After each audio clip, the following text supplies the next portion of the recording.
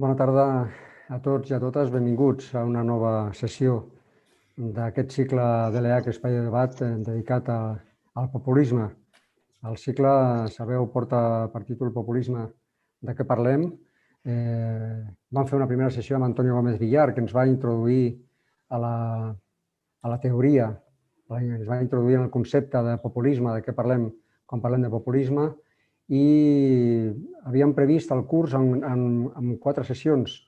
I la segona, avui, és sobre un aspecte que moltes vegades, em corregirà la ponent, la Clara Serra, moltes vegades molta literatura. ¿Entiendes el catalán, Clara? Sí. Que moltes vegades la literatura parla de que el populisme i el feminisme són antagònics, és a dir, no tenen res a veure o no tenen punts de connexió. En canvi, darrerament, una bona part de la literatura parla de que, efectivament, sí, populisme i feminisme tenen punts de contacte i es posa de manifest sobretot amb el tema, l'anomenat populisme d'esquerres, que diuen que té contactes i té propostes feministes que du a la pràctica. De tota manera, aquesta és una discussió oberta. Continua sent potent la literatura que diu és que si parlem de populisme no podem parlar de feminisme. I això és el que intentarem avui esbrinar. Quina és la relació, si n'hi ha, que creiem, jo particularment crec que sí, però la Clara ens ho aclarirà, si hi ha relació o no entre populisme i feminisme. Per fer-ho, tenim una persona que creiem que coneix abastament la qüestió. És Clara Serra Sánchez, ella és filòsofa, ha estat professora d'Institut de Filosofia, exparlamentària de l'Assemblea de Madrid i actualment investigadora de la Universitat de Barcelona. Clara, abans de començar, donar uns missatges de servei.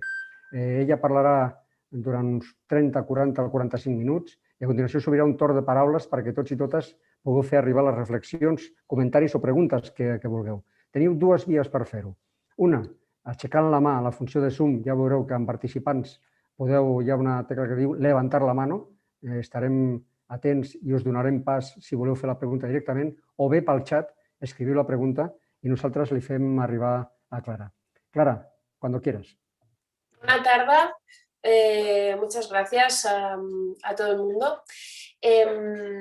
Yo, en efecto, voy a plantear esta cuestión de las relaciones o de los puntos de contacto entre el feminismo y el populismo, pero pues efectivamente es una discusión abierta y es una discusión que además se podría plantear de maneras muy distintas, ¿vale? O sea, yo voy a enfocarlo de una manera que es la que yo os propongo o la que a mí me parece más interesante a partir de algunas autoras que a mí me gustan, pero es una cuestión muy amplia y puede ser planteada con otras autoras y desde otros enfoques, ¿vale?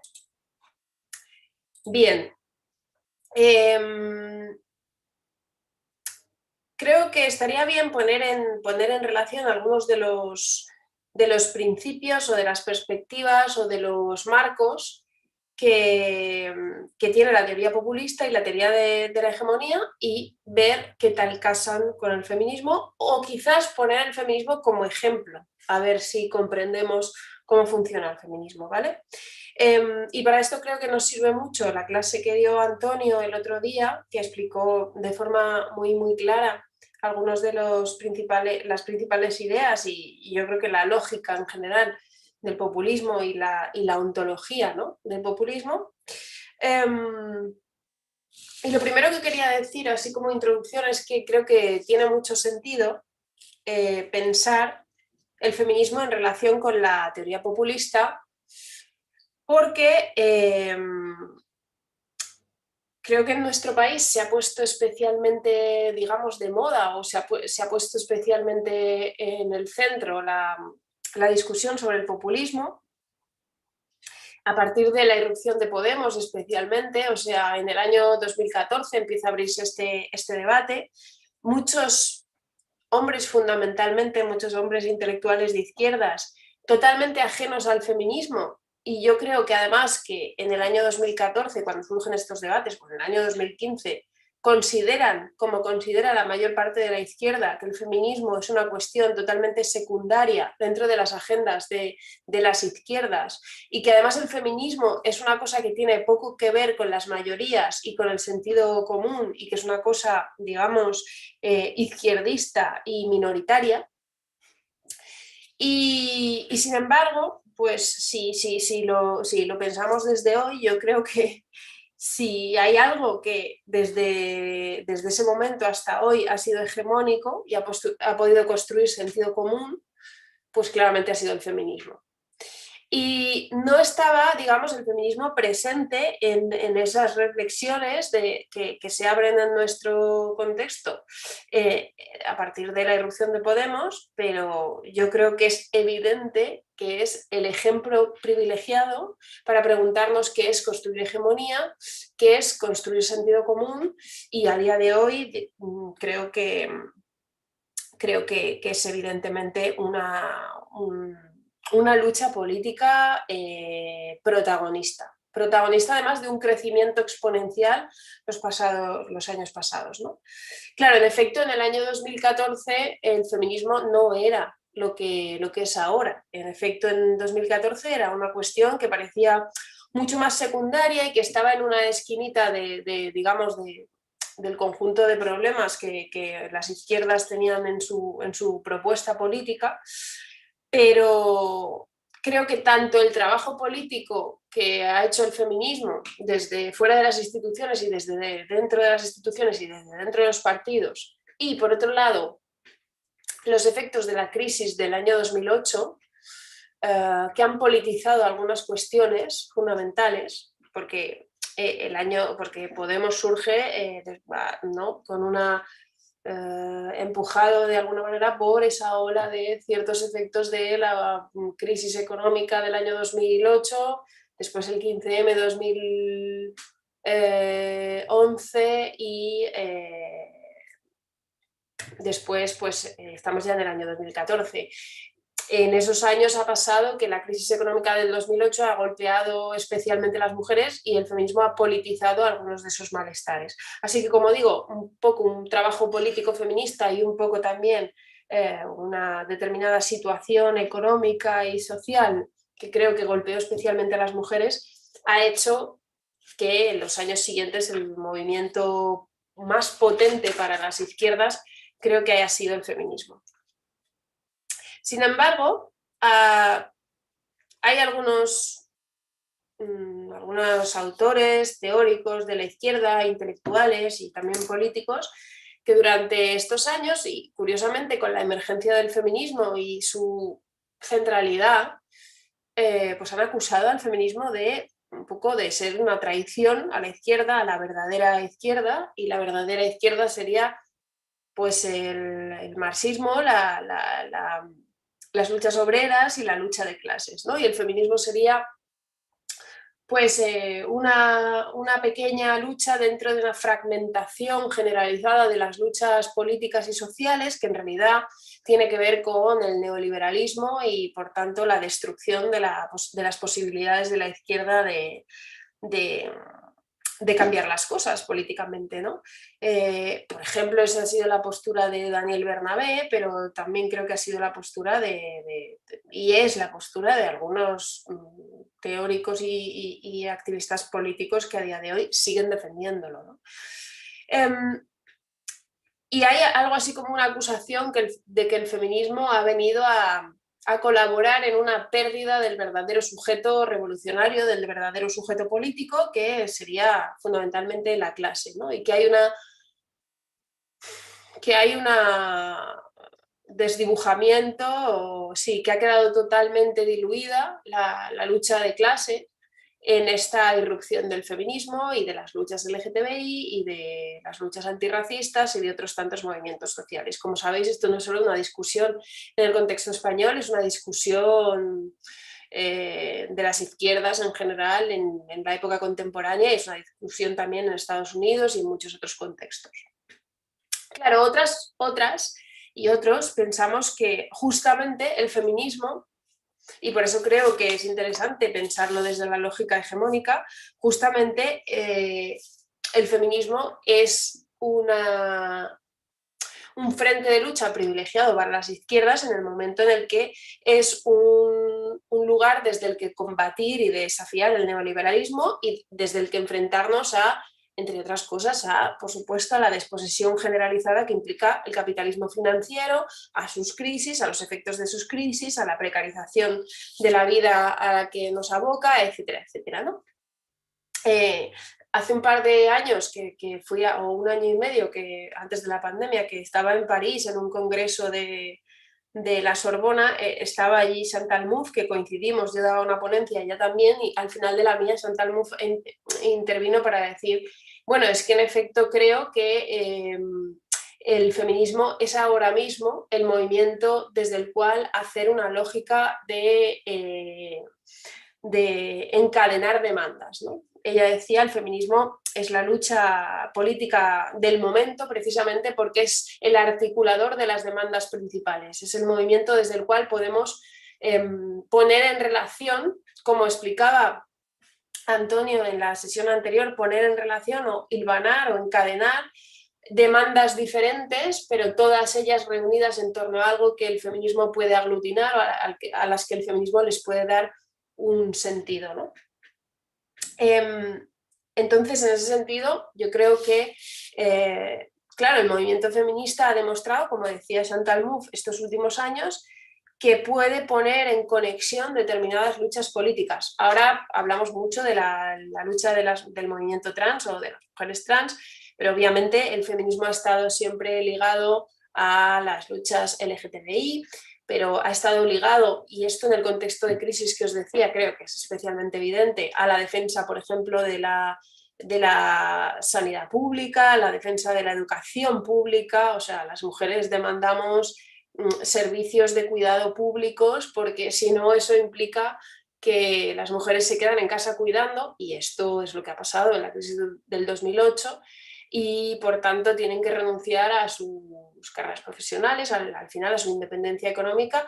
La demanda de una, no sé, educación infantil accesible, generalizada, gratuita, al servicio de todas las familias es obviamente una demanda feminista, pero también, por ejemplo, la lucha de las pensiones, en la que las mujeres han tenido un protagonismo especial, también porque dentro de los pensionistas y las pensionistas que luchan, claro, las mujeres están en una situación aún peor que los hombres. O sea, hay una brecha salarial en el empleo, pero en las pensiones hay una brecha enorme, mucho mayor, y son generalmente las mujeres las que sobreviven con pensiones no contributivas y pensiones bajas después de toda una vida dedicada a trabajos informales o no regularizados, o a trabajos de cuidados que no han sido pagados y que están fuera del régimen de los trabajos, de los empleos, podríamos decir, ¿no? No sé, por ejemplo, ahora mismo si miramos también a las demandas que hace los trabajadores y las trabajadoras del campo, están las jornaleras de Huelva con un protagonismo fundamental, ¿no? Que están denunciando la explotación de población migrante en invernaderos de Huelva o de Almería. Y ahí están las mujeres también en primera línea. En el sindicalismo, las trabajadoras de cuidados han puesto en marcha durante estos últimos años formas de lucha sindical especialmente importantes. El otro día lo contaba Pastora Filigrana, especialmente importantes para el conjunto de la izquierda, ¿no? Porque ahora reflexionamos mucho sobre qué va a pasar con los trabajadores que ya no tienen trabajos en la forma, digamos, tradicional del trabajo en un mismo lugar de trabajo, ¿no? Por ejemplo, los riders o los trabajadores que no se conocen entre ellos, cómo se organizan para defender sus derechos, ¿no? Y bueno, las mujeres trabajadoras de la limpieza o trabajadoras del hogar nunca se han conocido entre ellas, ¿no? No comparten un mismo empleador, no saben quiénes son sus otras compañeras y por tanto están, digamos, en una situación en la que van a estar muchos más trabajadores en los próximos años, con la desregularización de muchos sectores y esta especie de uberización del mercado laboral. Y por tanto las formas de lucha o las formas de sindicalismo de las mujeres son muy importantes no solo para ellas, ¿no? Sino para otros muchos trabajadores. Y esta batalla es también una batalla de los últimos años. por supuesto, la crítica de tantas mujeres a la precariedad que ha supuesto las reformas laborales. Las mujeres son las más precarias en general en el mercado de trabajo, o, por ejemplo, podríamos decir la lucha antirracista y la denuncia de muchas mujeres de la exclusión de determinados colectivos, la lucha de las mujeres gitanas, que también tiene muchísima importancia, o la crítica a las leyes de extranjería y a los efectos sobre la población migrante, ¿no? Que también es una de las reivindicaciones que muchas mujeres están poniendo sobre la mesa. Es decir, el feminismo es un lugar en el que articular luchas y articular demandas. Primero porque hay mujeres en todas partes. Esto es, ¿no? Hay mujeres en el mundo del trabajo, en el mundo de los trabajos de cuidados, en el sindicalismo, hay mujeres en el campo, hay mujeres en la ciudad, pero también en zonas rurales, hay mujeres pensionistas, en fin, las mujeres están en esas luchas y por tanto eso es muy importante para la posibilidad de articularlas. Pero también porque ha habido un trabajo de construcción de hegemonía. Y esto es de lo que hablaba el otro día Antonio y me parece crucial, es decir, porque el feminismo durante estos años ha hecho un discurso por el cual los intereses de las mujeres, que el movimiento feminista pone sobre la mesa, estarían coincidiendo con los intereses del conjunto de la sociedad.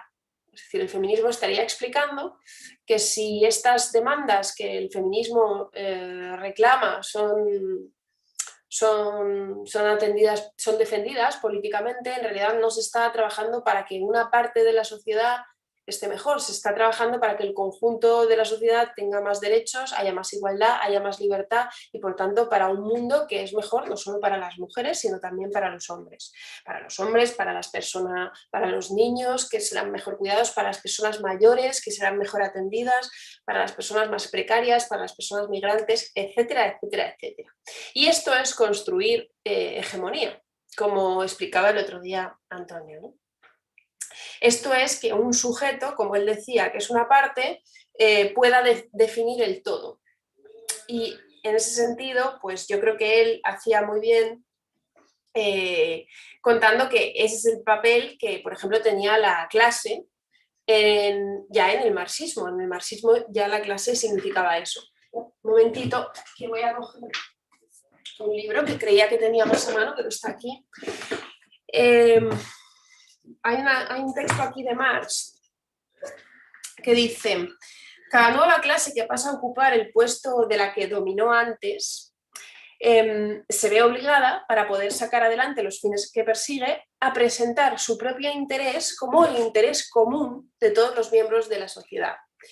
Dice más, la clase revolucionaria aparece de antemano ya por el solo hecho de contraponerse a una clase, no como clase, sino como representante de toda la sociedad, como toda la masa de la sociedad frente a la clase única.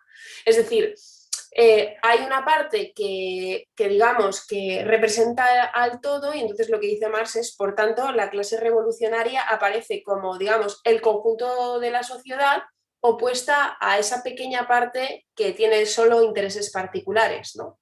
Sí, la clase obrera es una parte, pero en esa representación del todo, al final, lo que se contrapone es un poco la totalidad o el bien común o la voluntad general, podríamos decir en Rousseau, ¿no? Contra una pequeña clase que solo lucha por sus propios intereses, ¿no? Bueno, pues esta es la hegemonía en la misma clave en la que creo que ha trabajado el feminismo, la posibilidad de explicar que hay un todo, digamos, o como se dice, un casi todo, un 99%, frente a una pequeña parte que defiende otros intereses, ¿no? Yo creo que esta es la posibilidad enormemente interesante que se ha abierto en el marco del feminismo, de los feminismos en los últimos años. Por eso hemos hablado de un feminismo del 99%, por eso hemos hablado de un feminismo popular, y hay muchas autoras que han estado en este marco. Nancy Fraser, Judith Butler, muchas autoras en el contexto norteamericano han hecho esta lectura. Ahora bien, sin embargo, o sea, una vez explicado por qué me parece que el feminismo es un buen ejemplo de construcción de hegemonía y de esa lógica populista en la que las demandas pueden quedar encadenadas, Sin embargo, si miramos al contexto actual, yo diría que cada vez más, y especialmente desde los últimos años, sobre todo desde los últimos 2 años, creo que esta lógica articulatoria, esta hegemonía o este feminismo popular, que lo voy a llamar así, creo que se está viendo dificultado y probablemente frenado por repliegues identitarios o por ciertas contracciones del feminismo, contracciones conservadoras, que creo que limitan la posibilidad de que el feminismo sea un frente de lucha privilegiado para las izquierdas. Creo que esto está pasando últimamente. Y si os fijáis, si escucháis, en la actualidad se oye mucho, por ejemplo, en el contexto de esta debate entre el feminismo y las luchas trans, se oye esto de, bueno, pero el feminismo no tiene por qué ocuparse de todo. Porque el feminismo se tiene que ocupar solo de los problemas de las mujeres, y el feminismo porque tiene que resolver el tema de la vivienda, porque tiene que resolver el tema de las personas trans, porque tiene que oye, no, es que basta de ponernos a las mujeres aquí a resolverlo todo. Hay un feminismo, especialmente en los alrededores del Partido Socialista, que tiene un poco como una reivindicación, curiosamente, de que al feminismo no le ocupa todo, le ocupa una parte. Un poco como que las demandas feministas tienen que ser solo de una parte de la sociedad y que no se nos puede pedir que digamos, pretendamos resolverlo todo, ¿no? Claro, yo creo que esto es un enorme error para el feminismo. Yo creo que el feminismo tendrá más presencia política, más importancia en la medida en la que demuestre ser efectivamente una lucha política en la que se pueden encadenar, se pueden ligar y se pueden articular determinadas demandas más allá de las que son solamente de las mujeres. Y de hecho creo que la presencia que tiene el feminismo a día de hoy, a diferencia de la que tenía en 2014, se debe fundamentalmente a esto. En 2014 el feminismo era una cosa que se ocupaba de algunos asuntos particulares que importaban a una parte de la sociedad, que de hecho a veces parecía que estaba en confrontación con otra parte de la sociedad, y eso era su techo y su límite para convertirse en una lucha hegemónica en este sentido. Si el feminismo ha cobrado importancia y las feministas están ahora mismo mucho más presentes en la batalla política, en el discurso político, si las feministas tienen incluso más protagonismo en los partidos políticos, es en la medida en la que el feminismo ha demostrado ser un discurso y una lucha política capaz de ofrecer a la izquierda un terreno ganador. Y si las feministas empezamos a decir que el feminismo solo se ocupa de determinados asuntos que solo son de las mujeres, en mi opinión, eso significa un retroceso del feminismo con respecto a lo que hemos hecho estos últimos años. Pero fijaros que si escucháis un poco, algunas feministas están diciendo eso, no, basta ya, el feminismo solo se ocupa de lo que nos pasa a las mujeres y no de otros sujetos y tal. Es muy curioso que, por ejemplo, este discurso lo dice incluso alguien como Daniel Bernabé. Es decir, que alguien que le acusa al feminismo de, digamos, haber perdido como la perspectiva sobre la clase y de haber, digamos, sustituido una batalla política, una lucha política donde la clase está presente por una lucha política en donde la clase ha desaparecido, alguien que dice eso, que hace ese tipo de acusación al feminismo, es el que justamente de alguna manera está defendiendo que es que el feminismo no tiene nada que ver con la clase, el feminismo se ocupa de las mujeres, que esas otras perspectivas no le competen y que por tanto el feminismo se tiene que ocupar de un asunto mucho más particular del que algunas pretendemos, ¿no? Si escuchamos, yo creo que se entiende muy bien el populismo poniéndolo en contraposición con estas posturas, porque si escuchamos lo que dice Daniel Bernabé es como si estuviera diciendo: el verdadero sujeto de la lucha de clases, que era la clase obrera, ha quedado barrido por estos movimientos sociales como el feminismo, las luchas LGTB, el antirracismo y todas estas cosas que fracturan a la izquierda y que en realidad es el triunfo del neoliberalismo, pero en realidad si le escuchamos hablar de feminismo dice exactamente lo mismo. En el caso del feminismo dice: el verdadero sujeto de la lucha feminista, es decir, las mujeres, está siendo barrido, está siendo fragmentado por otros sujetos que, digamos, lo parasitan, ¿no? Como por ejemplo las mujeres trans o las personas trans que están haciendo demandas que emborronan ese sujeto y por tanto el verdadero sujeto de la lucha feminista se está perdiendo. O sea, igual que el verdadero sujeto de la lucha de clases se perdió, el verdadero sujeto del feminismo se está desvirtuando con las luchas LGTBI o con las demandas LGTBI y queer, ¿no? Es decir, la trampa de la diversidad de la que habla, por ejemplo, Bernabé y discutimos con él porque es una perspectiva que comparten a otras personas, ¿no? La trampa de la diversidad está acabando con el sujeto obrero, pero está acabando también esa diversidad con el sujeto mujer, ¿no? Entonces, ¿cómo se relaciona el feminismo con la teoría de la hegemonía? Pues yo creo que de esta pregunta, por todo lo que estamos diciendo, nos salen distintas respuestas en función de qué feminismo estemos hablando, o nos salen distintos feminismos. Nos sale un feminismo que sería ese que tiene que ver con estas posturas, ¿no?, de defensa del sujeto mujer. Nos sale un feminismo que diría que la lucha del feminismo es una lucha de parte, que con mucho a veces se dice que es más del 50% de la población, ¿no? Un poco más de la mitad. Ese es su sujeto, está perfectamente delimitado, está clarísimo quiénes son los sujetos del feminismo, son las mujeres, el límite está clarísimo y si preguntáramos quiénes son los otros, pues aquí puede haber distintas respuestas, pero muchas feministas contestarían, bueno, los otros fundamentales son los hombres porque son los privilegiados de ese otro sistema, ¿no? Ellos son quienes acumulan privilegios y desde estas perspectivas feministas muchas veces, bueno, es que los hombres, quieran o no, son privilegiados y acumulan esos privilegios. Por tanto, tenemos un problema, que es que el ellos o el nosotros es las mujeres, como mucho el 50+1, y el ellos se podría convertir en los hombres, ¿no? Privilegiados, aunque no quieran, de un sistema de desigualdad. Y como digo, desde este feminismo pues aparece un sujeto clarísimamente delimitado, con los bordes clarísimos, ¿no? De hecho, si os fijáis, en algunos discursos que estamos oyendo ahora está tan clarísimamente delimitado que la biología sería, bueno, sin el casi, el criterio de delimitación del sujeto del feminismo, ¿no? Es cada vez más biologicista y cada vez más biologicista porque tiene este miedo, este temor, esta preocupación de que si no tenemos un límite claro que delimite el sujeto del feminismo, se borra ese sujeto.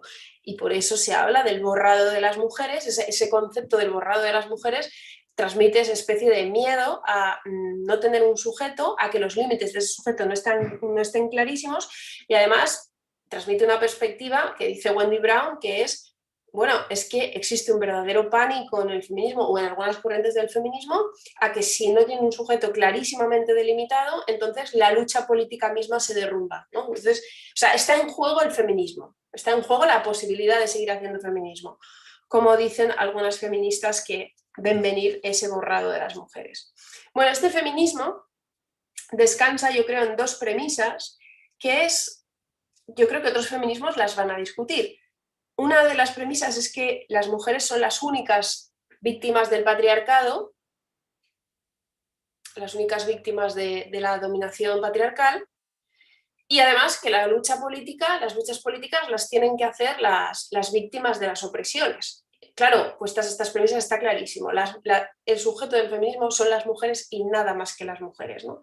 Una vez puestas estas premisas, por supuesto están puestas totalmente las condiciones para que en el feminismo haya una búsqueda de las auténticas mujeres. Entonces, si las luchas políticas solo las tienen que hacer las víctimas, hay una búsqueda de la verdadera víctima y esto tiene mucho que ver con estas discusiones que vemos acerca de quiénes son violadas, quiénes son agredidas. Es el cuerpo lo que hace que las mujeres sufran la dominación y la opresión patriarcal y la violencia machista. Las personas trans no sufrirían violencia machista y por tanto no son el sujeto del feminismo, bueno, etcétera, etcétera, etcétera, ¿no? Pero hay una búsqueda de la autenticidad y una búsqueda de la autenticidad que, como vemos últimamente, acaba incluso en la biología. ¿Cuál es el otro feminismo? Y este otro feminismo me parece que es el que es compatible con las perspectivas populistas o con las perspectivas postestructuralistas o con las perspectivas postfundacionales o con esta ontología de la hegemonía que contó Antonio el otro día. Tiene que ser un feminismo muy distinto y tiene que tener otras premisas muy distintas. Judith Butler, que creo que es una de las autoras con las que podemos entender qué sería ese otro feminismo, es una autora que comparte muchísimo digamos, las coordenadas teóricas de Laclau. De hecho, ha discutido mucho con él, han publicado cosas juntos y, bueno, forman parte ambos de esta corriente en general muy amplia del postestructuralismo y hay algunas cosas en las que están de acuerdo. Va a haber discusiones, por supuesto, pero digamos que se entenderían bien en una ontología que, como veremos, es una ontología constructivista, ¿vale? Según Butler, como según Laclau, y esto lo comparten, la identidad no está dada. La identidad no es una cosa que esté ahí, que sea una cosa natural y que nos la da la naturaleza y entonces solo hay que descubrirla y la encontramos, ¿no? La identidad se construye, la identidad es un artificio y es por tanto una producción. Y de hecho la política consiste justamente en esa producción. En 1990 Butler escribió este libro que fue muy polémico, que se llama El género en disputa, donde ella decía, bueno, vamos a ver, no están por una parte las mujeres, que es como que está clarísimo lo que son, ¿no? Y están las mujeres y luego está su dominación o su representación. O sea, no están primero las mujeres y luego viene el lenguaje a representarlas, o viene la política a representarlas, o vienen las instituciones a representarlas, o las leyes a representarlas, como si fuera algo posterior. Eso sería entender que la identidad está dada y es previa. Y lo que dice Butler es, no, es la representación de las mujeres en el lenguaje, en la política, lo que produce la identidad de las mujeres. Y antes de esa producción lingüística, performativa, política, no hay algo dado. Es una producción. En realidad es totalmente simétrico al planteamiento de Laclau, ¿no? Cuando dice el pueblo no está dado, no hay por un lado un pueblo y luego llegan unas leyes y lo representan o llegan unos representantes políticos y lo representan o un discurso que lo representa. Lo que dice Laclau es no, de hecho, quien representa al pueblo o lo que representa al pueblo, el significante vacío, el líder, como lo digamos, lo contó Antonio, es precisamente quien lo constituye, es precisamente quien lo construye. Y sin ese significante es imposible que haya un pueblo, que haya una identidad o que haya un sujeto. No existe tal sujeto. Y por tanto no es una realidad natural previa que esté ahí. Bien, pues esta perspectiva constructivista es totalmente la misma que asume Butler. En ese sentido, para Butler, el problema es que el patriarcado o el sistema de género que tenemos enfrente es una gran maquinaria de producción de identidad. O sea, produce la identidad de las mujeres, que no es anterior, sino que es consustancial a la opresión de las mujeres. No están las mujeres y luego su opresión, está una producción de identidad que al mismo tiempo las sujeta, podríamos decir, o las oprime. Pero ambas cosas son consustanciales, ¿vale? Cuando el lenguaje nombra a las mujeres y dice las mujeres son tal, esa manera de nombrarlas produce efectos en la realidad y las construye, ¿no? Claro, esta perspectiva de Butler va a llevar a ciertas cosas, a ciertas consecuencias. Por una parte a que a pesar de que Butler y este tipo de feminismo comparte, digamos, la perspectiva teórica con Laclau y piensa la identidad en el mismo sentido, como una construcción, como un artificio, como algo producido.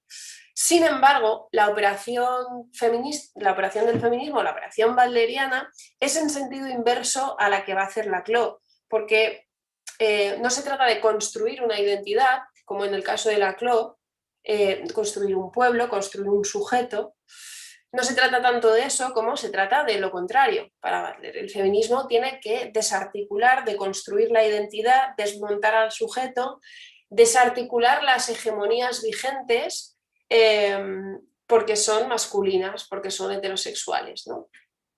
Hay una cosa que tanto Butler como Laclau insisten en ello y claro, forma parte de esta ontología, que es que toda identidad se construye sobre una exclusión. Toda construcción de un nosotros se construye contra un ellos, contra algo que deja fuera y por tanto nunca es una totalidad realmente completa y cerrada, ¿no? Siempre, digamos, cualquier identidad que unifica a una serie de elementos requiere de la exclusión de otra cosa, ¿no? Esto es una regla fundamental de esta manera de pensar la identidad. Lo dicen tanto Laclau como Butler, claro. En el caso de Laclau, si os fijáis, es un poco como, bueno, ¿qué otro vamos a elegir para configurar el nosotros? Pues la casta, los de arriba, la oligarquía. Bueno, podríamos decir, una de las cosas que el populismo tiene que pensar y de esa elección depende el tipo de proyecto que acabará siendo, ¿no? Es quién es el enemigo, qué es el otro, qué es lo que queda fuera, ¿no?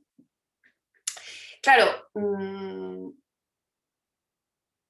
en el caso de Butler, en realidad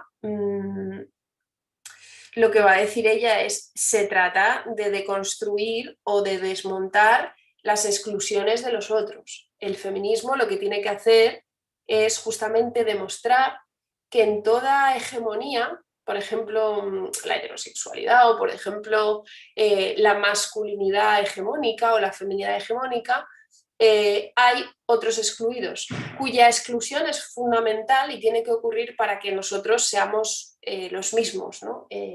Tengamos una mismidad o tengamos una identidad, ¿no? Esos otros que quedan excluidos, que Butler los va a llamar sujetos abyectos, es fundamental para el sistema dejarlos fuera.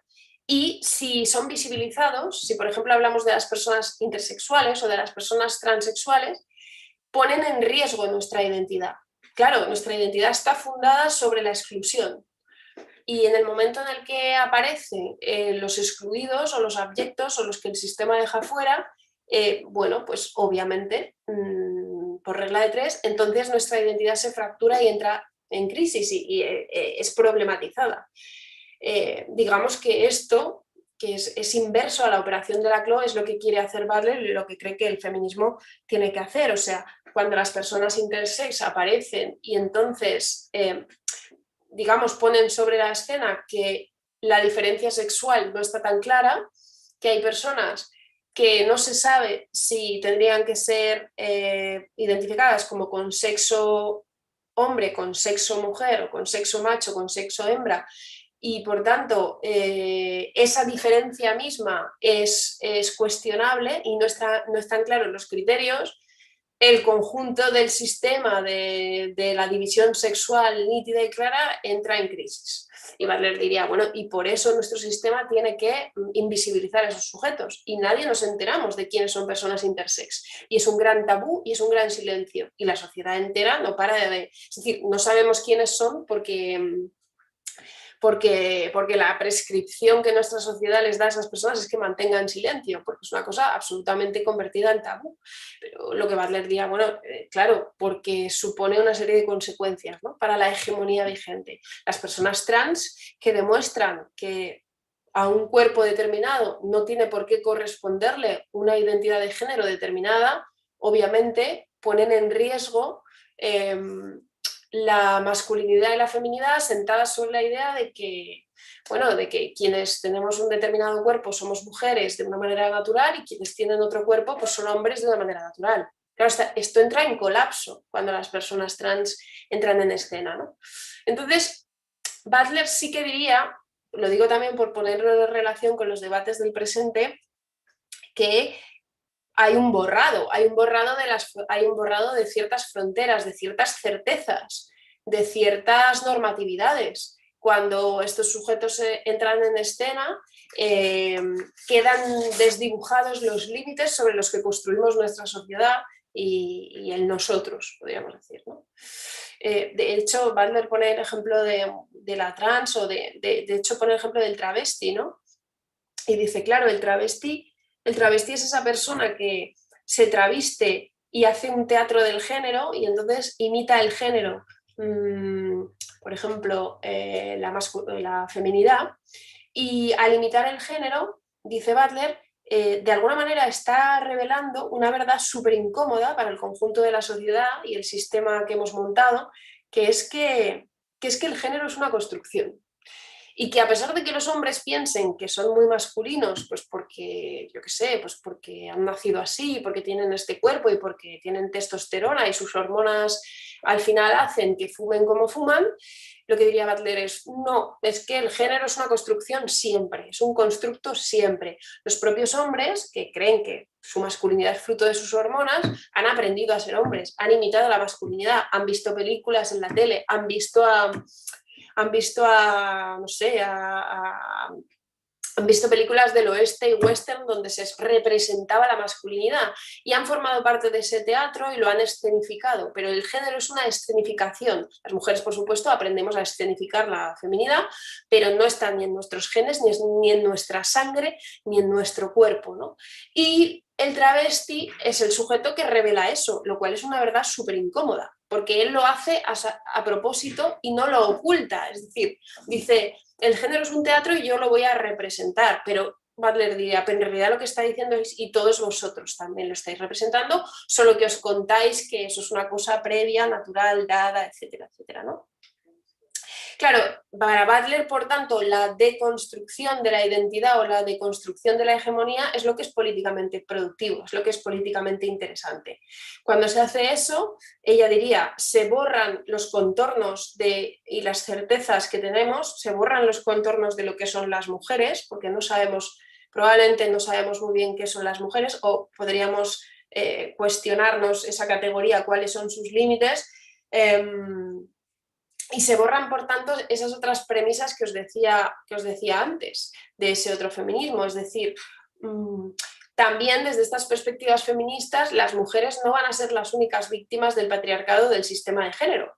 No solo porque las mujeres trans lo son, sino porque el género es una construcción social para las mujeres y para los hombres. Y está igualmente construida la feminidad que la masculinidad. Y diría Butler, bueno, y hay las mismas sanciones y castigos para las mujeres que se desvían de la feminidad hegemónica o prescrita, que castigos hay para los hombres que se desvían de la masculinidad prescrita. Entonces, no es ya que la violencia que hay contra las mujeres trans, por supuesto, sea un asunto feminista, es que la violencia homófoba que hay hacia los hombres, gays o no, pero seguramente insultados como maricas siempre, esos hombres que no cumplen con la masculinidad hegemónica y tradicional y que quiebran esos mandatos, pues porque no son agresivos o porque son miedosos o porque no son heterosexuales o por 1.000 millones de otras cosas más. Bueno, eso también tiene un castigo y una sanción y por lo tanto eso es asunto del feminismo o de un feminismo que piense en el sistema de género desde una mirada amplia, ¿no? Entonces, claro, este feminismo es un feminismo muy distinto. Y cuando se desdibujan, podríamos decir, un poco los límites de quién es una víctima y quién no, porque de alguna manera diríamos que bueno, que la masculinidad tradicional o el patriarcado o el sistema de género tiene muchos damnificados, por supuesto las mujeres en primer lugar, pero tiene muchos otros damnificados, podríamos decir. Claro, empieza a ser un asunto que no es fácil delimitar con claridad a sus víctimas si lo que quieres es elegir el sujeto político y crees que el sujeto político de las luchas políticas solo son las víctimas. Te quedas sin esa posibilidad, ¿no? Y entonces, en ese sentido, a mí me parece que lo que es interesante es que justamente este feminismo, que digamos se toma poco en serio las fronteras, se las toma menos en serio, es el que justamente permite hacer más alianzas. Es decir, es evidente que es un feminismo que puede hacer más alianzas con el movimiento LGTBI o con el movimiento trans en la medida en la que considera que la cuestión de las víctimas no está tan clara quiénes son, que no delimita solo a una parte de la sociedad, sino a muchos sujetos diversos y que por tanto esos daños son múltiples y la posibilidad de articularse o de organizarse con otros sujetos pues es fundamental. O sea, por ejemplo, las mujeres heterosexuales y los hombres gays tienen mucho en común y no les separa una frontera que haga que sus luchas no tienen nada que ver, sino todo lo contrario, tienen muchísima alianza posible que construir y por tanto es una lucha mucho más capaz de articularse con otros sujetos, ¿no? Claro, la cuestión es que al otro lado lo que hay es, volviendo a Bernabé, una perspectiva donde hay sujetos auténticos de las luchas. A una lucha le corresponde un determinado sujeto, ¿no? Claro, cuando tú consideras que hay sujetos verdaderos y auténticos de las luchas, como el sujeto de la clase obrera verdadera, o el sujeto de las mujeres, sujeto verdadero, en realidad lo que se produce es justo lo que Bernabé denuncia, es una fragmentación, una incomunicación de las luchas sociales por las cuales las mujeres feministas dicen que no tienen nada que ver con las luchas de las mujeres trans, que no es su problema, que no es su asunto, que nunca se entenderán y además hay una especie de contexto, yo creo que hoy es muy evidente, donde es muy raro, pero es como si se reclamara la incomunicación, ¿no? En vez de poner sobre la mesa que la política, que en mi lucha puedes entrar tú y que en mi lucha tú puedes colaborar y que estás invitado y que el otro debería defender mi lucha y mi causa, en vez de eso hay una especie de fragmentación por la cual en mi lucha solo peleo yo y los demás que no vengan a mi lucha porque entonces invadirían mi espacio y entonces los hombres no tienen nada que decir del feminismo, las personas heterosexuales no tienen nada que decir de las demandas de las personas LGTB, las personas que no son trans, nadie les ha dado vela en este entierro de la lucha trans y así hasta el infinito, por la cual parece que reivindicamos nuestro solipsismo en estas luchas donde cada uno es su verdadero sujeto. Claro, este es el contexto totalmente posibilitado y abierto por una perspectiva como la de Bernabé, que curiosamente lo que denuncia es la fragmentación de las luchas políticas, ¿no?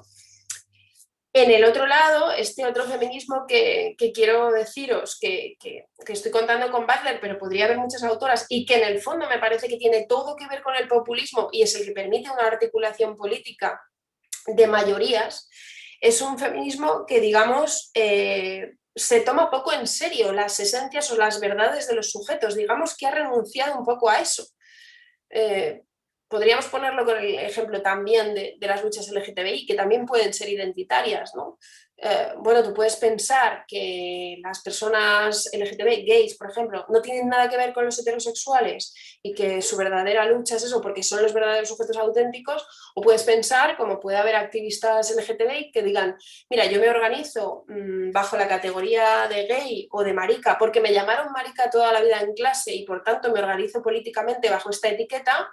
Pero vamos, yo no creo, por ejemplo, que eso describa realmente mi deseo y probablemente mi deseo es mucho más complejo que eso y yo pues sí, pues tengo una pareja que es un hombre, pero mañana igual estoy con una mujer y no aspiro a que haya ninguna verdad en ese sentido y simplemente es una estrategia esa identidad y es una identidad estratégica para hacer política, pero no es muy verdadera, no dice nada verdadero de mí. Yo conozco a muchos activistas maricas que tienen una pareja que es una mujer y son activistas maricas. Y en ese sentido, digamos, es una metáfora con la que haces política, pero saben que la identidad es una construcción, en cierta medida, ficticia y que las fronteras que delimita son muy precarias y no te las tienes que tomar en serio. Y por cierto, que ya que estamos, podríamos hacer un activismo marica y que vinieran hombres heterosexuales a hacer esta lucha con nosotros y a coger carteles o a ir a la manifestación a hacer un activismo marico o a visibilizar la palabra marica, porque en realidad nos daría un poco igual quién es cada cual. ¿no? Porque, digamos, nos lo hemos tomado poco en serio. Pues yo creo que esta es una de las grandes cuestiones que hay ahora mismo en el feminismo, en este contexto, como os decía, de ciertos repliegues identitarios o de ciertas contracciones muy esencialistas en torno al sujeto del feminismo. Que por cierto, no son solo algo que le pueda pasar al feminismo o a las luchas LGTBI, que le pasó también al movimiento obrero y le pasó también al marxismo. También hubo un marxismo muy identitario que justamente Laclau denuncia y critica, que buscó al verdadero sujeto obrero y la autenticidad de verdad. Y en el marco de esa búsqueda de la autenticidad hemos visto verdaderas discusiones absurdas en la ortodoxia marxista, como si Marx era un verdadero obrero y por tanto estaba legitimado para escribir El Capital, y cosas de esas absurdas que nunca llevaron a nada, más allá de una búsqueda de los verdaderos sujetos auténticos de verdad, etcétera, etcétera.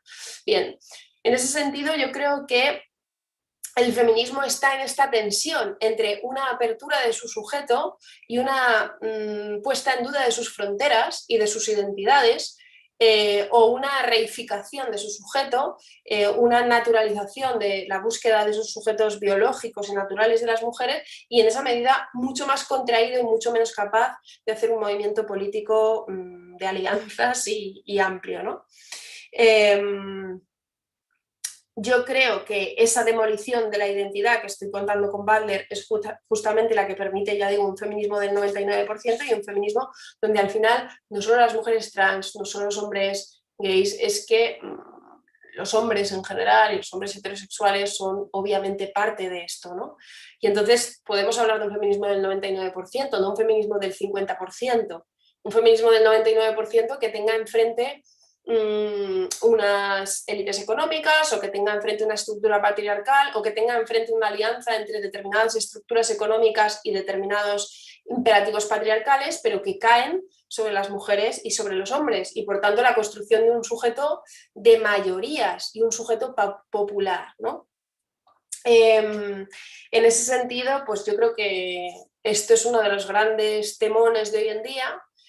Creo que a pesar de que el feminismo ha acumulado muchísima fuerza y está en esa permanente tensión, ¿no? de poder articular muchas luchas y hablar por el 99%, está viendo, como os digo, estos otros repliegues a unas identidades fuertes, a unas identidades verdaderas, en las que ni Butler ni Laclau pueden creer, porque su propia teoría pone en duda, pero que nos llevarían a unos escenarios donde hay verdaderos sujetos de las luchas y luchas, por tanto, incomunicadas unas de otras.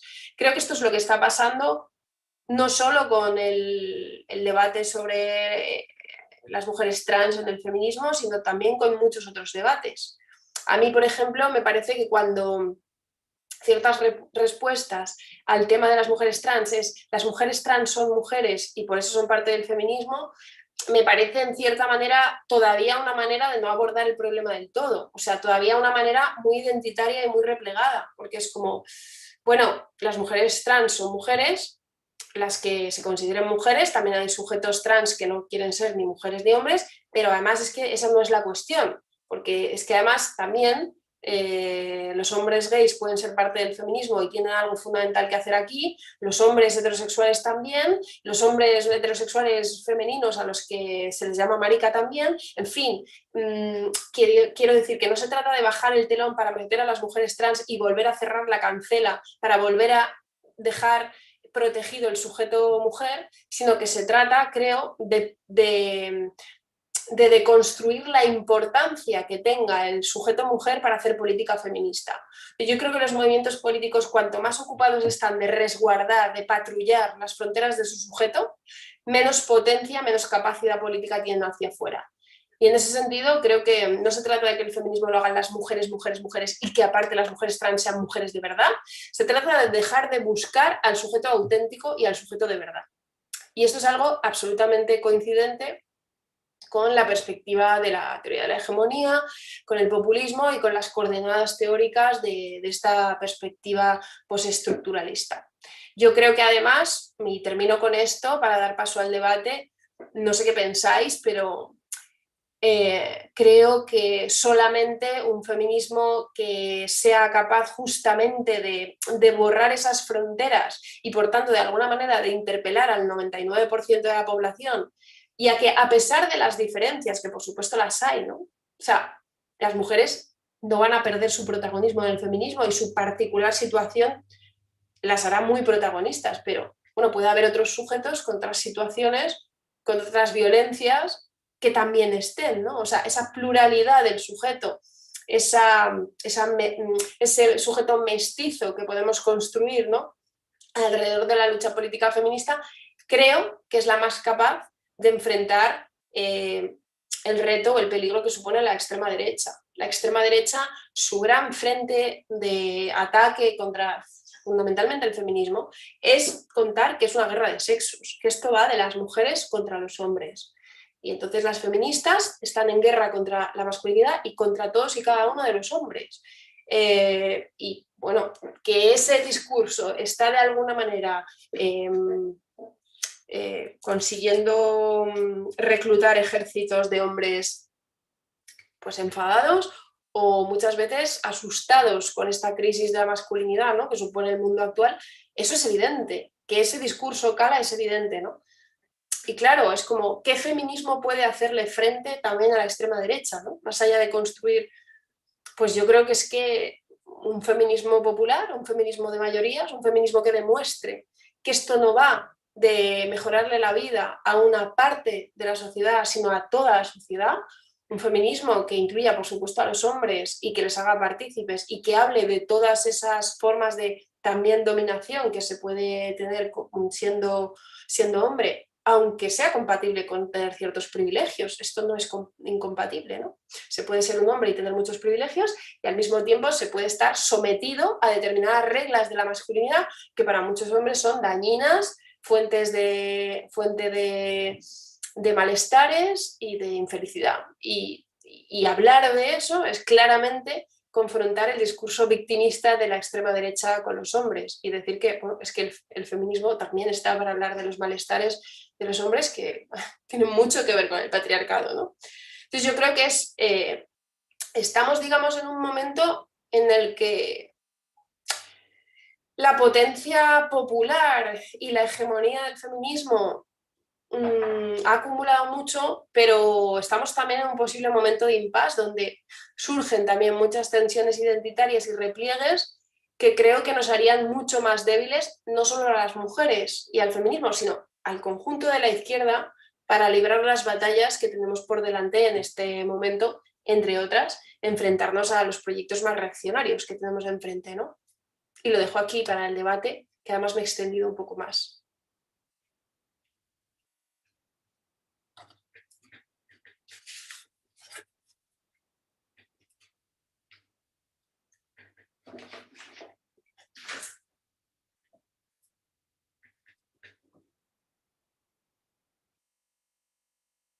No se oye porque está el micro apagado.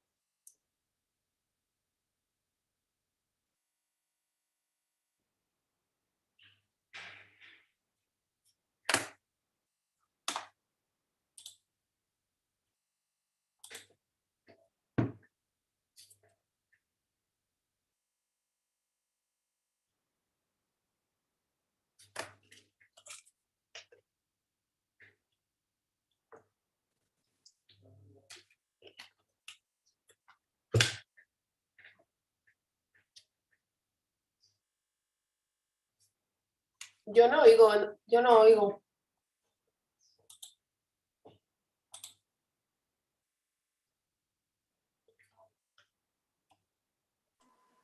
Josep Maria, no se't sent. Ahora. Ah, no, no. El micro. No se sent. Obre el micro. Josep Maria, no se sent.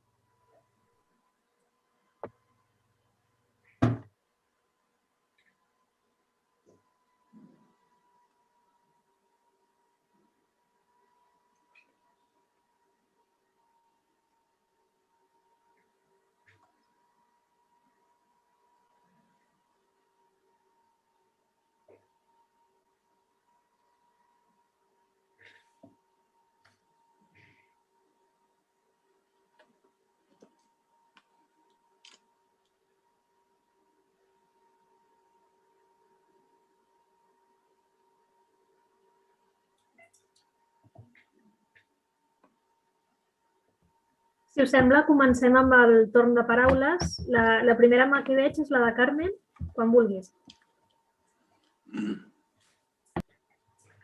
Hola, buenas tardes. Voy a intervenir de incógnito porque la tecnología me impide utilizar el vídeo. Que las feministas están solo en contra de los hombres es un concepto del feminismo que teníamos, incluso yo, muchas mujeres de una determinada edad, incluso más jóvenes, yo tengo 67 años. Ha sido muy clarificadora la conferencia, Clara, porque ha hablado de los diferentes tipos de feminismo y que el feminismo es mucho más amplio, que hay que romper fronteras, que incluso está en contra, incluso puede favorecer la lucha contra partidos de extrema derecha que lo que hacen es fijarse en esa parte del machismo para avanzar. Yo creo, creo que había que expandir esa idea de que hay que romper fronteras, y le pregunto a Clara si efectivamente las feministas están de acuerdo en que habría que expandir esa frontera y que las mujeres no piensen solamente que hay muchísimas, pero muchísimas, que el feminismo lo único que hace es luchar contra los hombres. Es decir, el oponente es el hombre y no hay más. Muchísimas gracias. Gracias. Bueno, respondiendo a tu pregunta, no estamos de acuerdo. De hecho, este momento lo revela especialmente. No estamos de acuerdo, y además no es una cuestión de que no estemos de acuerdo sobre el tema trans o sobre la prostitución, es que creo que el desacuerdo es mucho más profundo y que muchas cuestiones que parecen inconexas tienen mucha relación. Yo creo que hay muchas feministas que, como decía antes, que viven con mucho temor la difuminación de las mujeres en el feminismo si es un proyecto político, es una lucha política donde ampliamos las fronteras y hay una pluralidad de sujetos en el marco de los feminismos. Yo, en ese sentido, creo que eso explica muchas de las cosas que pasan. Muchas mujeres feministas que no consideran, por ejemplo, que en el terreno de la masculinidad pues haya... Bueno, que no considera que es su asunto, lo cual me parece una cosa increíble, porque claro, si el asunto de la masculinidad... O sea, de hecho, si os fijáis, este feminismo muy identitario que lleva mucho tiempo diciendo que del feminismo solo tienen que hablar las mujeres, ahora que los hombres reflexionan sobre la masculinidad, se encuentran en una situación un poco...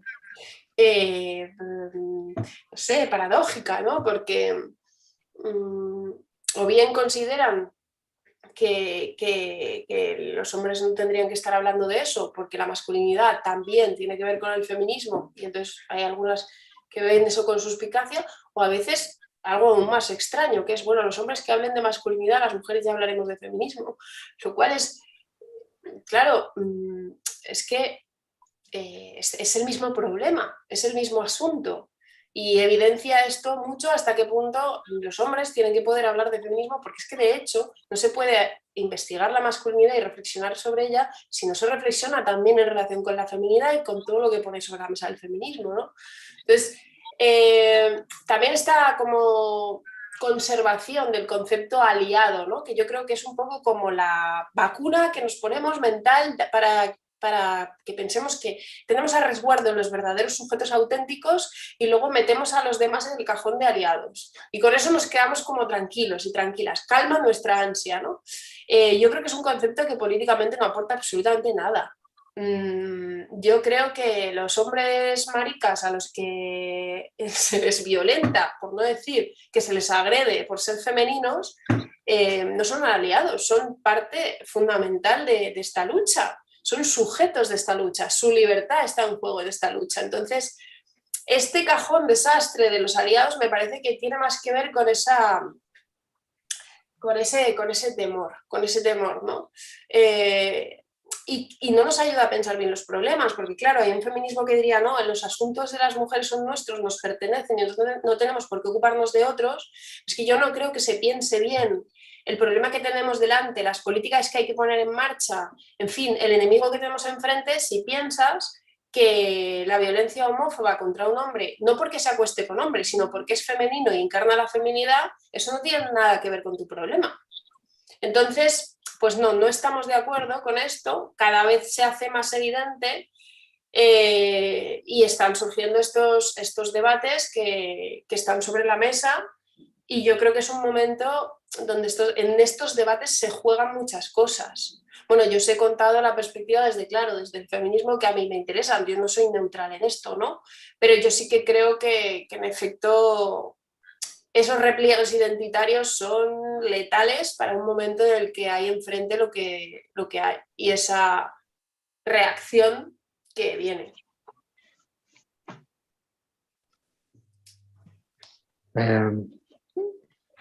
Podeu veure que he canviat de nom. La meva filla m'ha deixat l'iPad perquè he tingut un problema informàtic i la veritat és que no puc solucionar-ho sobre el micro. Espero que ahora... ¿Me oyes, Clara, ahora? Sí. Ahora me estás oyendo.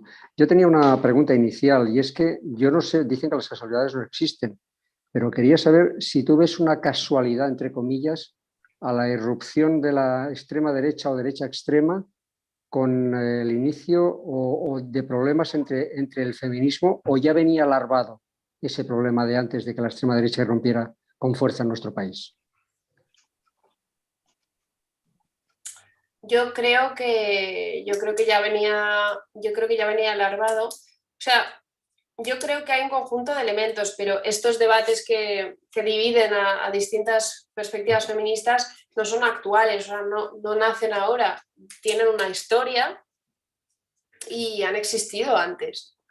Y aparte,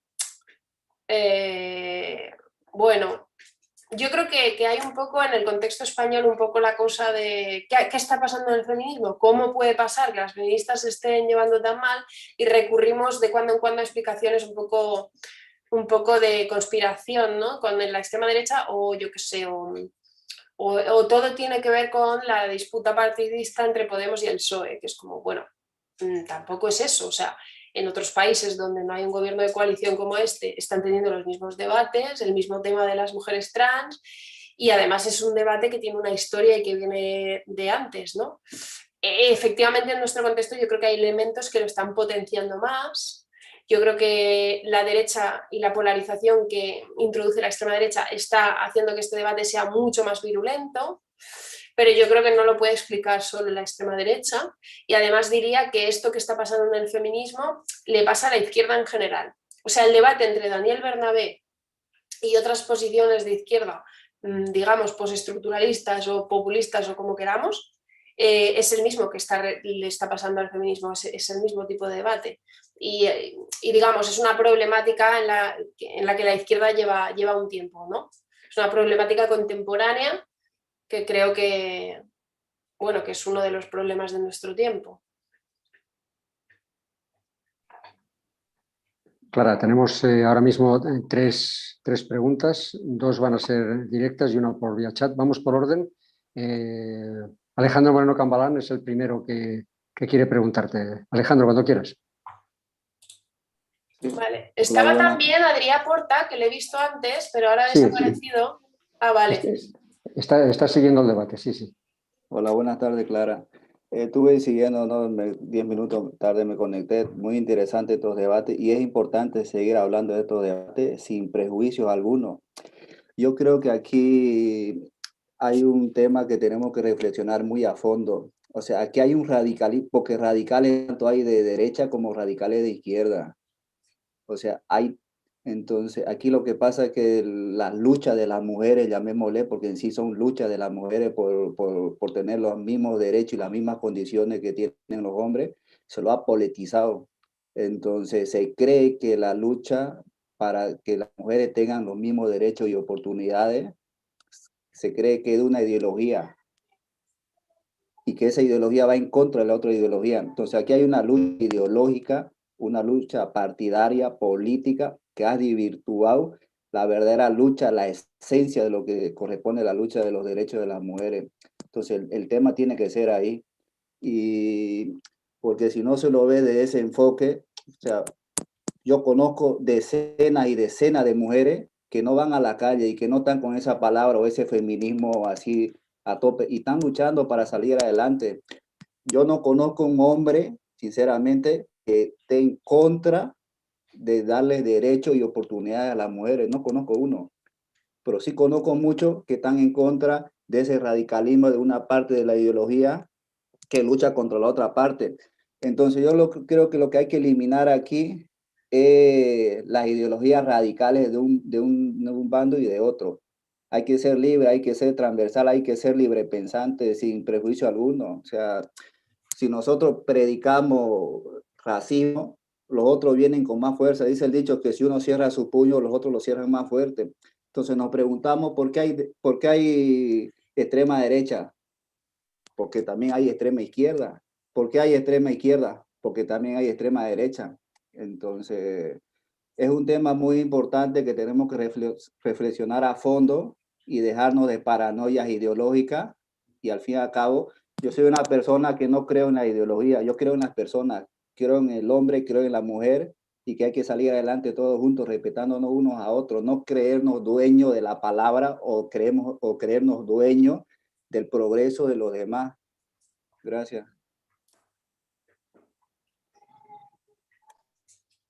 Bueno, yo no sé si estoy muy de acuerdo. Yo creo que, yo creo que el feminismo, como todas las luchas políticas, son ideológicas en un sentido que no es negativo. Entiendo lo que igual también depende de diferentes contextos. El feminismo puede hacerlo mejor o peor para conquistar el sentido común, por supuesto, ¿no? Y yo creo que algunas siempre hemos estado como muy dedicadas a pensar cuáles son las maneras de llegar a cada vez más gente, de llegar justamente a los hombres, de llegar a las mujeres que no se consideran feministas.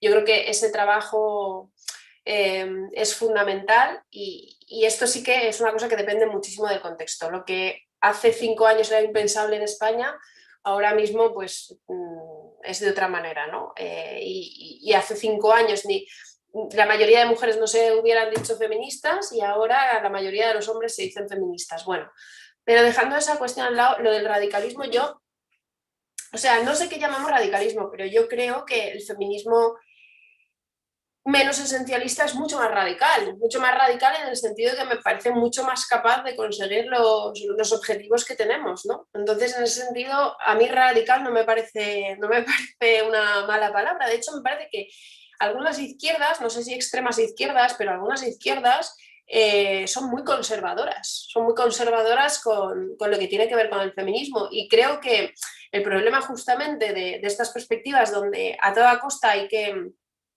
resguardar el sujeto bajo amenaza de que la lucha política se derrumbe y por tanto hay que al final acabar restaurando como un sujeto hasta delimitado por la biología, al final lleva inevitablemente a hacer política feminista tremendamente conservadora. Y cuando digo conservadora digo muy incapaz de cambiar las cosas, ¿no?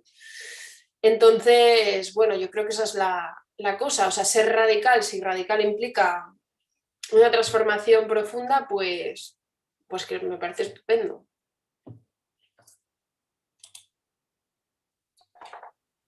Tenim 3 paraules demanades. Amb el temps que tenim, demanaria brevetat i amb això pràcticament arribarem al final. Una primera és un missatge que ens ha arribat al xat. También, si queréis, también una cosa, si queréis podéis hacer las 3 y contesto de una vez. Bueno, es que hay una que es por escrito, te la planteo primero y después las intervenciones pedidas de Salvador Masip y Francesca, pero primero María Rosas nos ha escrito: el feminismo ha evolucionado para ser una lucha para los derechos sociales para todos, pero el nombre feminismo no queda corto y da unas connotaciones que le perjudica. ¿Por qué no se explica demasiado bien? Esta es la pregunta de María Rosas. ¿La contesto ya? Sí, puedes contestarlas, sí. Bueno,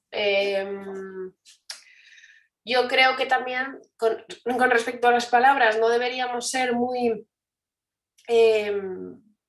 esencialistas, en el sentido de que el significado de las palabras lo construyes en función de lo que hagas cuando las pones en marcha o cuando las pones en práctica, ¿no? Yo creo que efectivamente el feminismo ha tenido mucho tiempo una connotación que inmediatamente estaba ligada a las mujeres, a la feminidad, y etimológicamente te recordaba a que era una cosa de parte, y sin embargo cuando en nombre del feminismo y utilizando ese significante se hacen políticas de mayorías en donde se hace un feminismo inclusivo, creo que deja de sonar así. En ese sentido, pues no creo que ninguna palabra, por ni su origen ni su etimología, esté inhabilitada para cambiar de sentido o de significado en función de cómo se use, ¿no?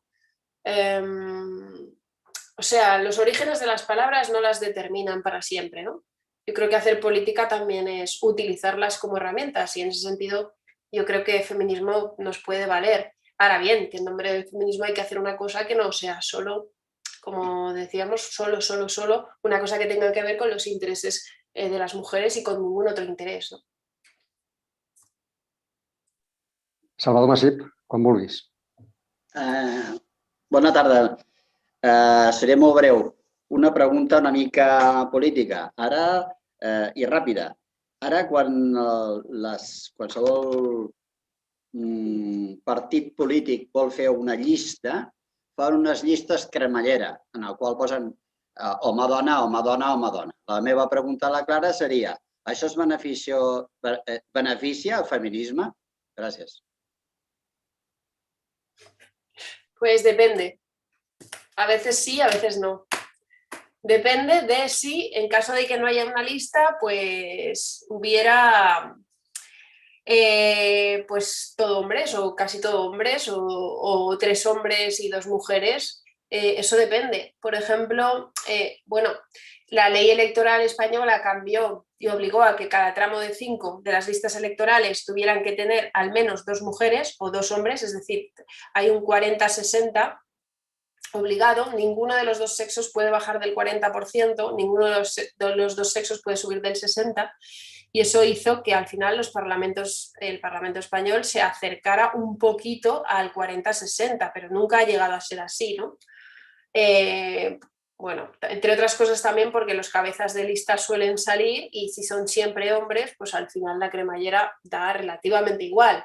Pero si entran siempre el número 1, pues al final al Congreso acaba llegando un montón de números 1 que eran hombres, ¿no? Entonces yo creo que estos mecanismos han sido necesarios siempre y cuando lo que teníamos era casi todo hombres. Pero vamos, no creo que sean una verdad, o sea, no creo que sea una regla que valga siempre. De hecho, en Podemos, las feministas en un momento, me acuerdo que batallamos mucho por las listas cremallera, y en un determinado momento nos dimos cuenta de que estaban perjudicando a las mujeres porque las mujeres eran más votadas que los hombres, y que la cremallera estaba bajando a las mujeres y subiendo a los hombres. Es decir, bueno, depende. Yo creo que en determinados contextos hay que pensar políticamente este tipo de herramientas. Eso sí, si en caso de no poner cremalleras lo que tienes es un parlamento que son un 80% hombres, un 20% mujeres, como las fotos que vemos de la transición, pues creo que estas herramientas han tenido mucho sentido, claro. Ahora bien, me parece que se pueden cuestionar, ¿no? Tenim dues paraules demanades, seran les últimes. Primer, Francesca, quan vulguis, Francesca. Hola. A ver, a mí me ha parecido muy interesante todo lo que has hablado en relación con el sistema de género, que es una gran maquinaria que produce identidad, y que toda identidad se construye con una exclusión de otra cosa. Entonces, a ver, es que no he enchufado el vídeo. Bueno, no se me ve, ¿no? Es igual. Bueno, esto me ha parecido... Entonces entiendo, me ha parecido interesantísimo, porque entiendo entonces que el feminismo más progresista está en torno a la construcción de identidades, ¿no? Y esto lo enlazo de alguna manera con la teoría psicoanalítica, de que nos viene a decir que la criatura humana está tanto o más determinada por las palabras que la preceden que por los genes que heredó. Pero esto realmente choca. Me gustaría que me vieras la cara, pero no sé, no puedo. Antes te hemos visto, ahora te vemos. Ahora se me ve. Bueno, pero esto veo, a ver, que se me ha entendido, ¿no? Anteriormente, ¿no? Yo pienso que la personalidad se construye antes por las palabras, ¿no? Que le preceden, que no, de alguna manera, por los genes que heredó. Pero esto choca, yo pienso que choca, ¿no? Frontalmente, o se enfrenta con ese saber popular, ¿no? De que la persona, su identidad está hecha desde que nace. Esto es muy difícil de romper, ¿no? Yo creo que es el mol, ¿no? de la cuestión, es lo que realmente hace difícil hasta para las propias feministas aceptar esto. Estoy de acuerdo realmente y me parece muy interesante que el feminismo es el movimiento actual más interesante en cuanto a movimiento hegemónico, porque pienso que esto ya también lo habló Antonio, que si las demandas de las mujeres se cumplen, el horizonte de igualdad se cumpliría para todos, ¿no? Pero, bueno, choca también evidentemente pues, con estas hegemonías conservadoras, ¿no? Que tiene un poco... Mi pregunta está ahí, ¿cómo se proyecta ese futuro feminista pudiendo aceptar, ¿no? esa identidad que tú hablas también con la exclusión del otro, ¿no? Lacan habla de forclusión, ¿no? O de ese borrado. Bueno, luego te quería hacer otra pregunta, pero no en cuanto a los partidos, no la independencia. Los partidos independentistas, si están mejor en estos momentos en posición en cuanto a creación hegemónica que los constitucionalistas, para crear un pueblo. Uy, qué pregunta más difícil. Esa no me siento capacitada. Es que me ha parecido muy interesantísimo, tanto la ponencia anterior como la tuya, que me ha abierto, evidentemente he aprendido y me atrevo, bueno, con mi simplicidad, ¿no? A hacerte estas preguntas. Sobre todo la primera me preocupa y la segunda es una reflexión. Vale. Esta segunda, Clara, la dejamos a que estés más tiempo en Barcelona. Llevas 2 meses solo, una inmersión más fuerte. No, ya era mi opinión, pero no sé si será muy sesuda y sobre todo que tenemos poco tiempo y la primera pregunta estoy súper de acuerdo, Francesca, que el psicoanálisis es una teoría fundamental. De hecho, en la historia del feminismo contemporáneo hay un diálogo permanente entre el psicoanálisis y el feminismo y tanto de alianza como de críticas, que por ejemplo Butler tiene un diálogo constante con Lacan, ¿no? Y efectivamente hay una apuesta en estos feminismos que he estado contando, una apuesta por una identidad entendida todo el rato como construcción. En cierta medida, hasta el feminismo, digamos, como más clásico, no puede pensar otra cosa. O sea, Simone de Beauvoir tiene esta frase famosa donde dice: la mujer no nace, sino que se hace. Y donde lo que hace es poner en cuestión esa idea de ese saber popular, ¿no? Que tú decías, de que es que pues, los hombres y las mujeres son cosas que están ahí dadas o que tendrían más que ver con la biología, y lo que dice es no, en realidad es una construcción, y justamente una construcción patriarcal, y por tanto el feminismo tiene que operar sobre esa identidad construida, que además esta relación con el psicoanálisis en Butler se acaba concretando en que esa construcción es a través del lenguaje también. El lenguaje tiene un papel fundamental. Cuando nombramos a las mujeres, ninguna manera de utilizar el lenguaje o de nombrar la identidad es neutra o es inocente o deja de tener efectos, ¿no? En ese sentido es performativo. Para Butler, esta es la gran cuestión. No se puede representar a las mujeres a través del lenguaje, por ejemplo, sin participar de una determinada manera de construirlas. Y por tanto hay formas de representar que en general la representación es problemática en sí misma, Pero además ella nos diría, bueno, ojo con los feminismos que se olvidan de este efecto performativo, porque pretendiendo representar a las mujeres podríamos estar reincidiendo en la construcción y en los límites de su identidad y por tanto fijando un poco como los contornos, ¿no? Podríamos estar pretendiendo representar la feminidad creando la feminidad, construyéndola, densificándola, ¿no? Reincidiendo permanentemente en esa construcción.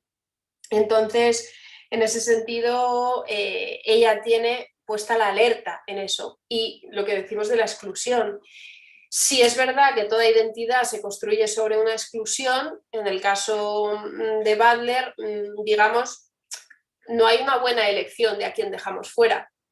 O sea, no salimos de este problema diciendo, bueno, el otro va a ser este. Y es un otro que nos viene muy bien para construirnos. No en el caso de la identidad de género. No hay un buen chivo expiatorio. Normalmente dejamos fuera a otros que acaban siendo, digamos, invisibles o inviables para la existencia social, con todo lo que eso significa, exclusión social y formas de vida precaria y formas de vida dañadas, como lo digamos, ¿no? Pero en el sentido, o sea, yo creo que aquí Butler no sería muy populista. No sería muy populista, a pesar de que comparte, digamos, la manera de entender la lógica y la ontología de esto que estamos llamando populismo, en sentido así como muy amplio. Yo creo que ella no sería, yo creo que ella, digamos, ¿cómo lo digo? Tendría mucho cuidado con cualquier hegemonía, con cualquier construcción identitaria. Desconfiaría y creo que pensaría que más bien tenemos que mantenernos siempre vigilantes, precisamente porque la exclusión se va a dar sí o sí. En el momento en el que quieras cerrar un sujeto, va a haber unos excluidos.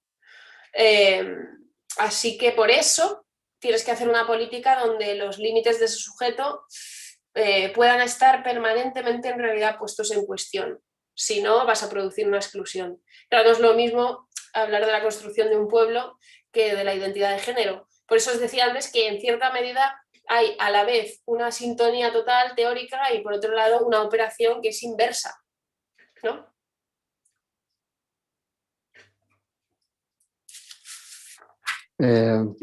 Anem amb les darreres paraules. Yo no sé si, Carmen, ¿has vuelto a levantar la mano por accidente o quieres volver a intervenir? No, no sé por accidente, voy a ser muy breve. Muchísimas gracias al moderador porque sé que el tiempo está justísimo. Es para decirle a Alejandro, al que tuteo, que ha dicho de una manera muy categórica que no hay ningún hombre que esté en contra de los derechos de las mujeres. Evidentemente hay muchísimos. Digo que hay cientos y seguramente y posiblemente miles. Siento que no pueda defenderse, pero es que ha dicho no hay ningún hombre que esté en contra de los derechos de las mujeres. Repito que no hay ningún hombre. Pues yo digo que sí. Nada más que eso, muchísimas gracias. Un saludo, Alejandra. Gràcies, Carmen. I acabarem amb Adrià Porta, que ja ens va honorar amb la seva presència a la primera sessió i ens torna a honorar avui. Per què dic honorar? Perquè és el tercer conferenciant. El tindrem aquí dijous vinent, dia 18. Adrià, bona tarda i pots plantejar la pregunta a la Clara. Hola, buena tarde. Gracias, José María. Y muy interesante, como siempre, Clara, tu reflexión. Yo quería hacer una pregunta un poco también para introducir la próxima sesión como a caballo entre la sesión de Antonio y la que pasará la semana que viene. Me pregunto si habría que distinguir, según los términos de la CLO, de alguna forma entre un feminismo populista y un populismo feminista. Es decir, que lo que habríamos tenido más o menos hasta ahora, que el feminismo se ha vuelto tan hegemónico, sería un feminismo, un movimiento social con tintes populistas, con tintes de llegar a una universalidad mayor. Pero creo que lo que está pasando ahora es que se abre una posibilidad más interesante aún, que fuera que el feminismo dejara de ser una demanda, entre otras, dentro de la cadena de equivalencias que contó Antonio, y que se convirtiera en la demanda fundamental o el significante vacío del cambio en general. Me gustaría que valoraras hasta qué punto crees que esto es una posibilidad o no. Sí, o sea, yo creo que en efecto lo que hemos tenido hasta ahora es un feminismo, digamos, popular, ¿no? y que no ha llegado a ser lo que tú llamarías un populismo feminista. En efecto, yo creo que lo que hay es una cosa que está entre medias de esas dos cosas, ¿no? Lo que hay es un feminismo con una gran capacidad de aglutinar otros sujetos, pero que efectivamente no se ha llegado a producir, el cierre del significante, ¿no? Eso no se ha llegado a producir, o sea, no se ha llegado a producir que haya una unificación realmente. Entonces, en ese sentido estoy de acuerdo contigo, no es un populismo feminista lo que hemos tenido. Dudo mucho que lo tengamos, creo que eso no va a pasar. No lo sé, creo. Bueno, porque creo que en cierta medida el contexto en el que estamos y estas dinámicas identitarias van a frenar eso. Yo creo que lo van a frenar. Yo creo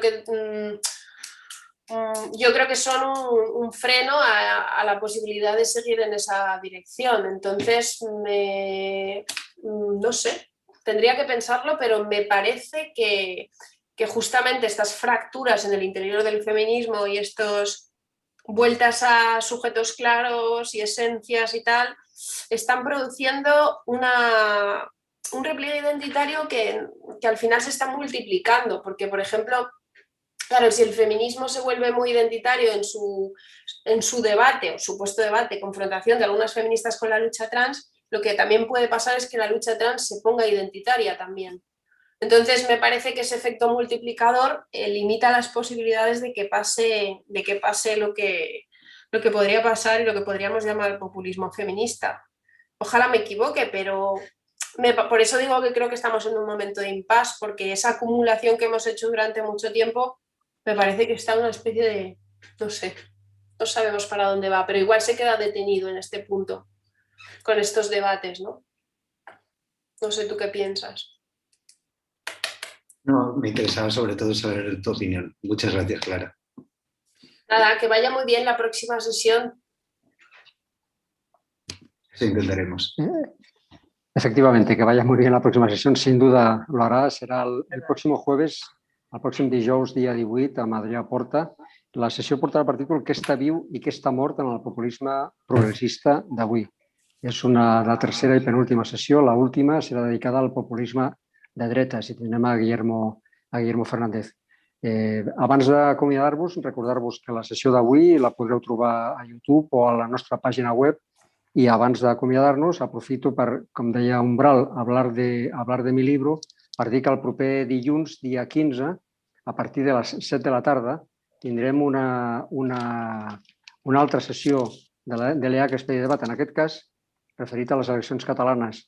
I parlarem amb la Gemma Ubassar, que és vicedegana de la Facultat de Dret de la Universitat de Girona, sobre el resultat de les eleccions i el que pugui passar demà, que sabeu que demà substitueix la mesa del Parlament i ja més o menys hi haurà pistes de per on pot anar aquesta nova legislatura. Gràcies a tots. Clara, muchísimas gracias por tu exposición y por haberte brindado a participar. Y Adrià, nos vemos y nos oímos